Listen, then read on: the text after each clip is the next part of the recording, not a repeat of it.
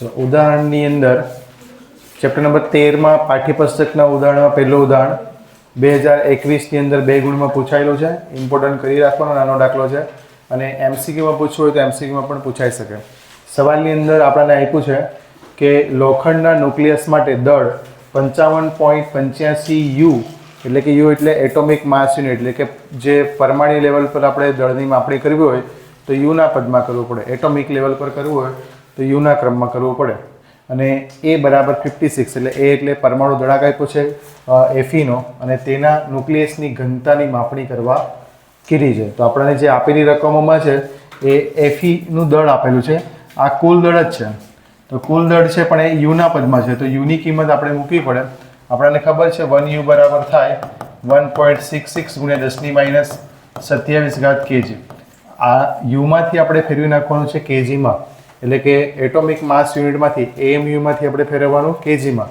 તો આ યુની કિંમત મૂકીને કેજીમાં ફેરવી દેવાનું પહેલાં જે આપેલી રકમ છે એટલે પહેલાં રકમ લખી દેવાની અને એ બરાબર કેટલા આપેલા છે આપણને 56. પછી આપણી પાસે ઘનતાનું સૂત્ર છે. એ ઘનતાનું સૂત્ર વાપરીએ તો ઘનતા બરાબર દળ ભાગ્યા શું થાય ઘનતા બરાબર દળ ભાગ્યા કદ.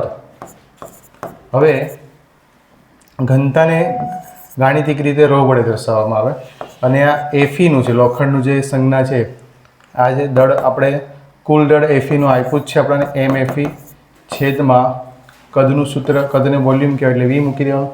હવે ન્યુક્લિયસ ગોળાકાર છે એટલે ગોળાનું કદનું સૂત્ર આપણને ખબર છે.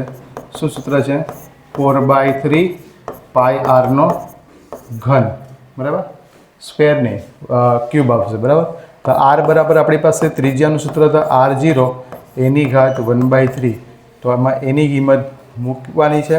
હવે આપણે ઘન કરવાનું છે તો ઘન કરશું એટલે આરનો ઘન બરાબર r0નો ઘન ઘન અને ઘનમૂળ કટ થઈ જશે એટલે બચશે શું અહીંયા એ. એટલે આપણે આ જે સૂત્ર છે એની અંદર મૂકીએ. આ છેદનો છેદ અંશમાં જશે.